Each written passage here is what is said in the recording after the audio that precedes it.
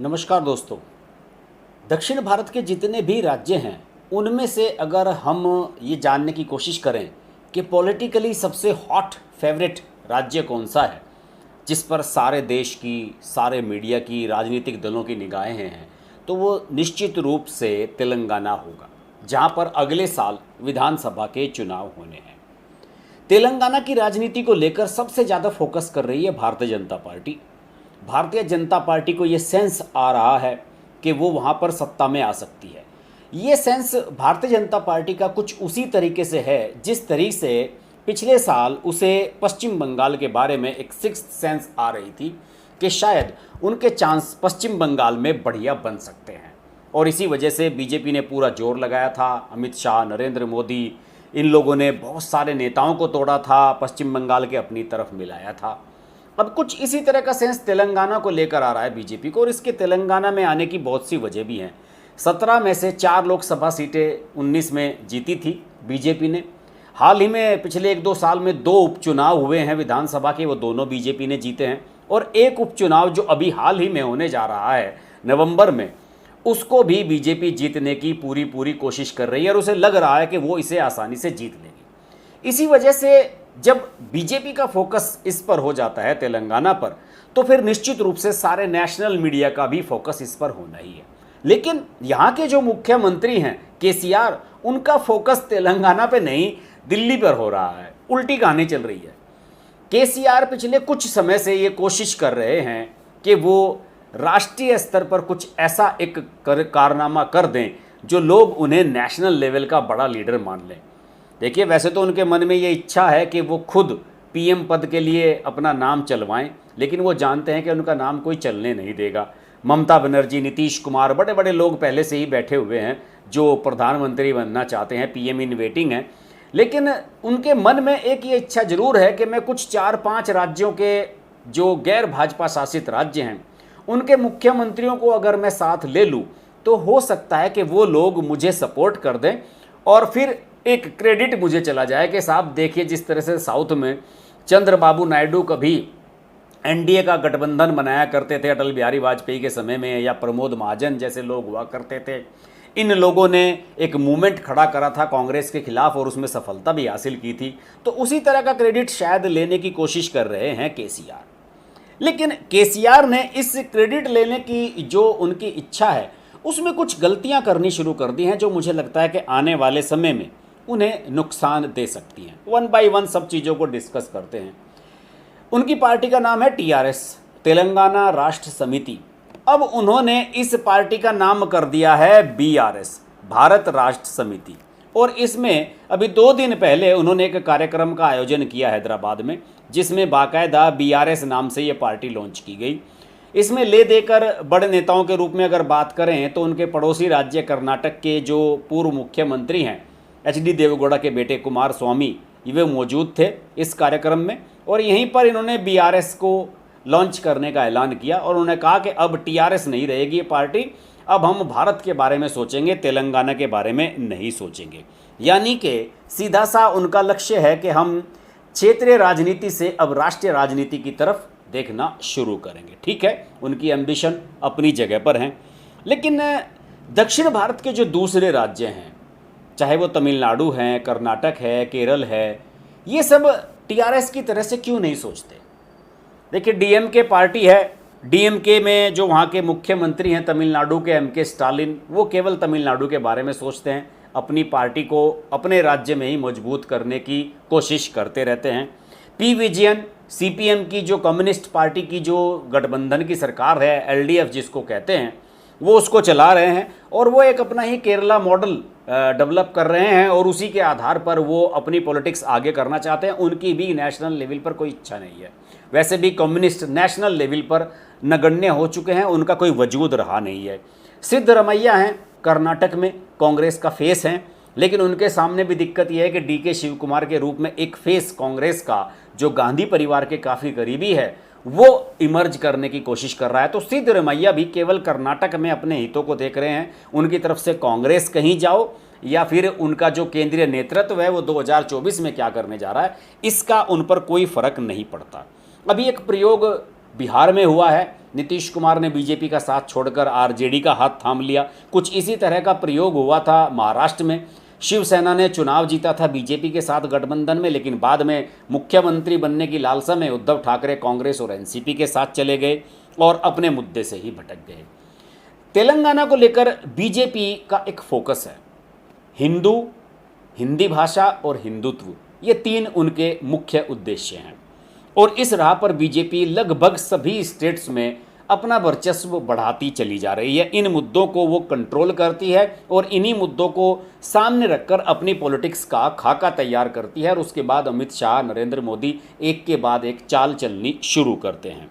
अब केसीआर ने तेलंगाना अपनी पार्टी के नाम से हटा दिया और ये एक बहुत बड़ा रिस्क है। मुझे ये लग रहा है कि केसीआर के मन में ये आई है बात कि देखिए, मैं तो चला जाता हूँ नेशनल पॉलिटिक्स में और बेटे को जिम्मेदारी सौंप दूंगा। केटीआर जो उनके बेटे हैं वो काफ़ी समय से सीएम बनने की इच्छा है उनकी, तो केसीआर ये चाह रहे हैं कि मैं कब तक बुढ़ापे तक अपने ये सब चीज़ें झेलता रहूँगा और अपने बेटे को आगे बढ़ा देता हूँ। अभी अमित शाह पिछले दिनों जब गए थे वहाँ पर एक रैली करने मुनुगोडे में, जहाँ पर अभी उपचुनाव होना है और कांग्रेस के विधायक जो बीजेपी में आ गए थे राजगोपाल, उन्हीं को बीजेपी अपना प्रत्याशी बनाने जा रही है। तो वहाँ पर अमित शाह ने यह कहा था कि देखिए, केसीआर चले जाएंगे तो केटीआर आ जाएगा, ये वंशवाद की पॉलिटिक्स आपको ख़त्म करनी होगी, इसलिए बीजेपी का साथ दीजिए। और ये बात बिल्कुल सही प्रतीत होती नज़र आ रही है। केसीआर चाह रहे हैं कि मैं नेशनल पॉलिटिक्स में चला जाऊं, केंद्र में संयुक्त मोर्चे की सरकार बन जाए, जैसे वीपी सिंह के समय में बनी थी, तो उसमें मुझे कुछ मिल जाएगा और बेटे को सौंप दूंगा मैं तेलंगाना। ये उनके मन में चल रहा है, लेकिन ऐसा होता हुआ नज़र नहीं आ रहा है। देखिए, केसीआर भी कहाँ से निकले हैं, कांग्रेस से ही निकले हैं, उसी पार्टी से वो निकले थे। और बीजेपी केवल कांग्रेस की जो वहाँ पर जगह खाली हुई है उसको भरने की कोशिश कर रही है।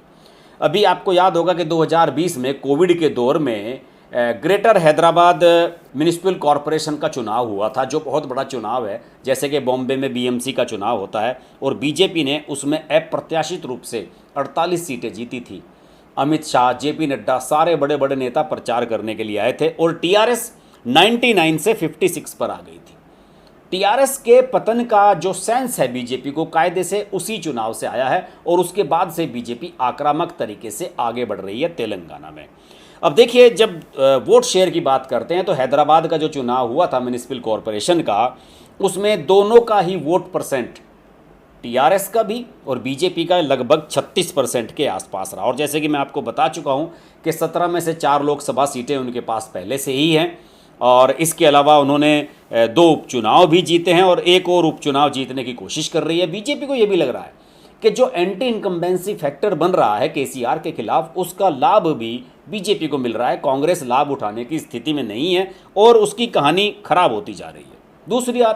दूसरी तरफ केसीआर के पास लोगों को बताने के लिए कोई स्टोरी नहीं है, कोई सक्सेस स्टोरी नहीं है कि साहब हमने ये काम कर दिया या हमने इतनी बड़ी योजना को अमल में ला दिया या हमने ये कर दिया, हमने वो कर दिया। इस तरह की कोई कहानी नहीं है। अब देखिए, पड़ोसी राज्य है तमिलनाडु, वहाँ पर एमके स्टालिन, और आप देखिए वहाँ पर 2 पार्टियाँ हैं, डीएमके और एआईएडीएमके, दोनों में ही डी शब्द द्रविड्स के लिए है।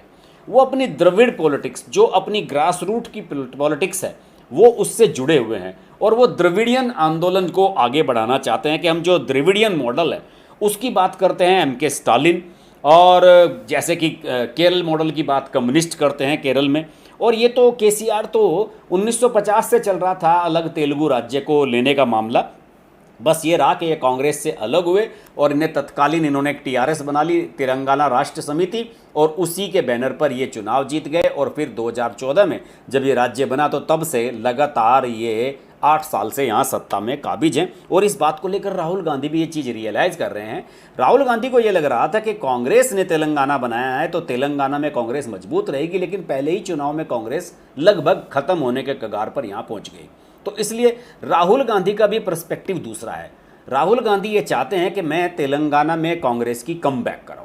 कांग्रेस भी चाहती है कि हम यहाँ कमबैक करें, और चूंकि ये राज्य हमने बनाया है, हमारे शासनकाल में यूपीए 2 के कार्यकाल में ये बना था, मनमोहन सिंह की जो दूसरी सरकार थी, तो उसका क्रेडिट हमको मिलना चाहिए। केसीआर ने इसका क्रेडिट कैसे हासिल कर लिया, तो वो भी केसीआर को अपना दुश्मन मान रहे हैं। और केसीआर डेवलपमेंट के नाम पर यहाँ कुछ नहीं कर पाए हैं, कोई बड़ी योजना नहीं चला पाए। जिस तरह से तमिलनाडु में स्टालिन ने मिड डे मील योजना दोबारा शुरू की है। स्टालिन ने तो साफ तौर पर यह कहा कि मैं मिड डे मील योजना को इसलिए बढ़ा रहा हूँ कि हर एक आदमी के लिए खाना सुनिश्चित करना, बच्चे के लिए खाना सुनिश्चित करना एज ए सीएम मेरी जिम्मेदारी है।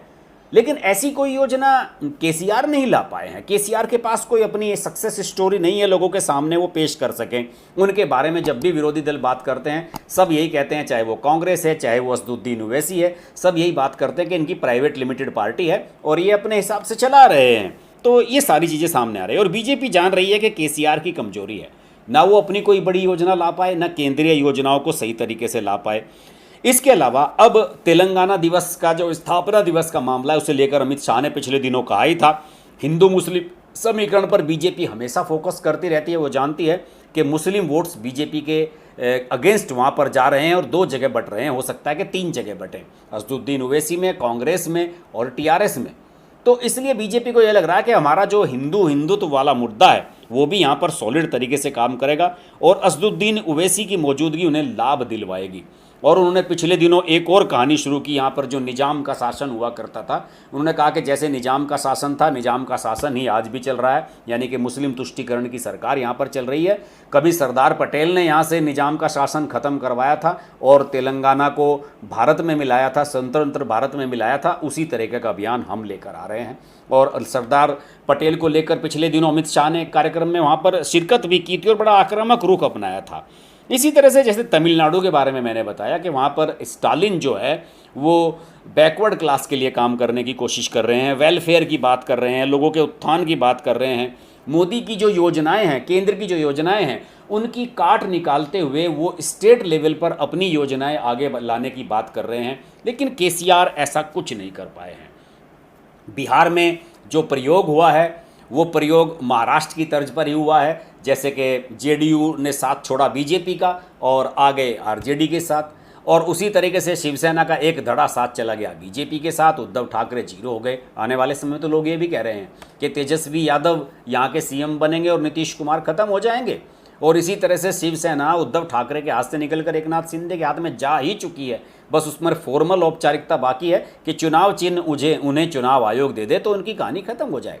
तो कुछ इसी तरह का केसीआर के साथ भी होता हुआ नजर आ रहा है। मुझे लग रहा है कि केसीआर ने जिस तरीके से टीआरएस के नाम में से टी हटा दिया है, यानी कि तेलंगाना को हटाकर भारत राष्ट्र समिति इसका नाम किया है, कहीं ऐसा ना हो कि ये दांव उन्हें उल्टा ही पड़ जाए और अपने बेटे को जो सीएम बनाने का ख्वाब वो देख रहे हैं 2023 में, वो कहीं अधूरा ही ना रह जाए और हमेशा के लिए अधूरा ना रह जाए और बीजेपी यहाँ पर सत्ता में वापसी, सत्ता में काबिज ना हो जाए।